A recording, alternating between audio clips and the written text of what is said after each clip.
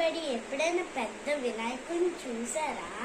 అది ఎలా పెద్దగా ఉందంటే ఎవ్రీ ఇయర్ 1 feet పెరుగుతూ ఉంటుంది. నేను మీకు చూపిస్తున్నాను చూడండి. నేను బ్రహ్మసూత్రం ఉన్న శివలింగాన్ని చూసారా? నేను మీకు చూపిస్తున్నాను చూడండి.